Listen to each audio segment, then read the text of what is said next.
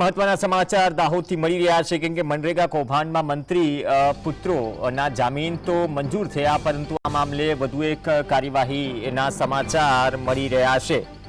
મંત્રી બચુ ખાબડના પુત્ર કિરણ ખાબડ વિરુદ્ધ વધુ એક ફરિયાદ નોંધાઈ છે। ધાનપુરના લવારિયા ગામમાં મનરેગા યોજનામાં વધુ એક કૌભાંડ સામે આવ્યું હોવાના અહેવાલ છે, જેમાં 79 કામો પૈકી 21 કામો કર્યા વગર જ નાણાં ચૂકવી દેવાયા।